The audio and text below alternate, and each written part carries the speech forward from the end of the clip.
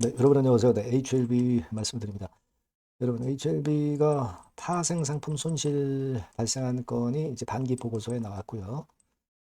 그리고 반기 보고서상에 수치적으로 특이점이 있나? 네, 이걸 좀 살펴보겠고요. 최근 계속 위쪽으로 시세 내고 있는데 아무래도 이제 타입 A 미팅 건과 관련된 부분이죠. 그래서 이제 FDA 규정상으로 그 미팅 날짜 건이 이제 어떻게 돼 있는가? 이거를 우리가 좀 알고 가야 됩니다. 자, 그래야 우리가 어느 정도 주가 움직임을 예상할 수 있거든요. 그래서 이 부분들에 대해서 제가 말씀을 드리도록 하겠습니다. 자, 그리고 영상 끄트머리에서는 승부주 제가 말씀을 드릴게요. 참고 꼭 하시고요. HLB부터 말씀드리겠습니다. 여러분들의 구독, 좋아요, 알림 설정 대단히 감사드리고 있습니다. 그리고 텔방에 꼭 들어오셔서 항상 급작스러운 상황에 대비를 하시는 것이 필요합니다. HLB 입장 이렇게 꼭 문자를 주시면 제가 텔방에서 타이밍 놓치지 않게 해드릴 거예요. 네. 꼭 병행을 하시는 게 좋습니다. 영상은 항상 좀 늦다는 것을 생각하시기 바랍니다. 네, 꼭 문자 주세요. 네. 자, 여러분 시세가 최근에 상당히 살아 움직였습니다. 아무래도 코스닥 시장이 좀 살아나면서 그 영향을 받았고 지금은 우리가 타입 A 미팅권에 대한 선 기대감이 좀 작용이 되는 부분이 있다. 이렇게 봐야 될 것 같아요. 그죠? 그런 생각을 하지 않을 수가 없고, 그리고 실적 발표가 나왔는데, 그걸 좀 보면, 뭐, 파생상품 거래 손실이 275억 나왔다. 네, 이거는 우리가 뭐, 현금 유출이 안 되는 거, 여러분들이 다 잘 알고 계시죠? 신주 인수권부 사채, 전환권, 상환권, 이것에 따른 파생상품 평가 손실이니까, 이거는 우리가 신경 안 써도 되는 문제다. 네, 요거 잘 아실 겁니다. 네. 그거 일단 나왔고요. 그 재무상태 변동표 보면은 현금성 자산은 좀 줄었죠. 신약기업이 뭐 당연한 겁니다. 우리가 그걸 모르고 지금 HLB를 보는 게 아니죠. 자본총계는 4,224억. 그리고 포괄 손익계산서 보면은 자, 영업손실이 한 457억. 작년에 동기에 518억이었죠. 약간 줄었네요. 네. 그리고 반기 순손실 1212억. 작년 동기에 1296억이었죠. 그 정도 범주입니다. 그 정도 범주다. 이렇게 보시면 될 것 같고요.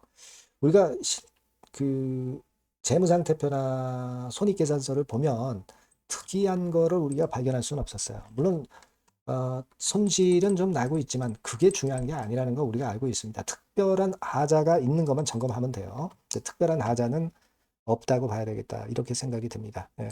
자, 우리가 지금 살펴볼 것은 타이프 A 미팅을 뭐 7월 15일 경에 이제 뭐 신청을 하겠다. 이렇게 이야기를 했단 말이에요. 그러면 FDA 규정을 우리가 볼 필요가 있어요. 그래서 미팅이 도대체 언제냐? 이건데요.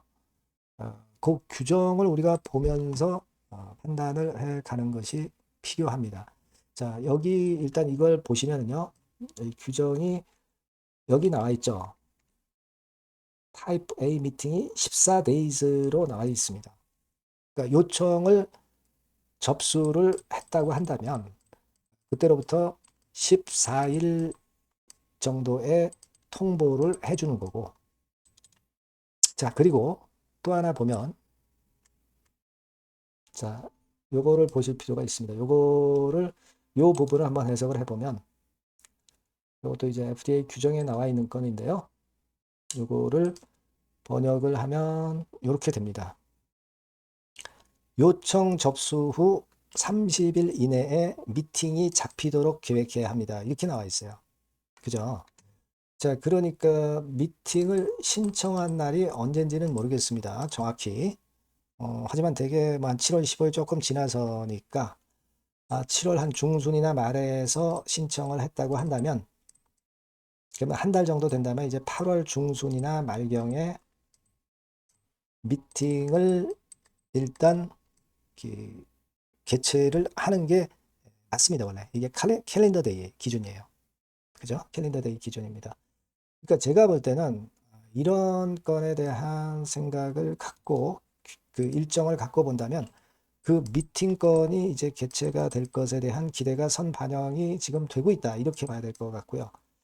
이제 HLB 측에서 뭐 미팅 날짜, 요거에 이제 확정된 거를 이제 발표를 한다든가 그러면은 어떤 변동성 좀 그 호재가 미리 선반영돼서 이제 변동성이 조금 나올 개연성이 좀 있지 않겠나. 자, 요렇게 보는 게 맞지 않겠나 이런 생각을 합니다. 그죠? 예. 자, 그런 식으로 우리가 생각을 해야 되겠고, 음, 어떤 단기적으로 또 흔들릴 수 있는 시기가 또 온단 말이에요. 그죠? 네, 그걸 감안한다면 제가 말씀드린 그 건을 생각하면서 감을 잡아야 되지 않겠나. 이런 생각을 말씀을 좀 드리고 싶은 거예요. 그리고 지금 HLB의 공매 동향은 올랐다가 조금 잔고가 약간 줄어든 정도. 지금은 뭐 공매도가 중요하다, 대차가 중요하다 생각할 수 없는 타임이죠. 그거보다는 이제 미팅 건에 따라서 이제 움직이니까. 다만 이 공매도 세력은 항상 또 주가 올라가면 또 한번 누를 생각을 한단 말이에요. 그죠? 그러니까 어떤 단기적인 움직임은 제가 좀 전에 말씀드린 미팅 급건에 의해서 움직일 것이다 라고 생각을 하셔야 됩니다.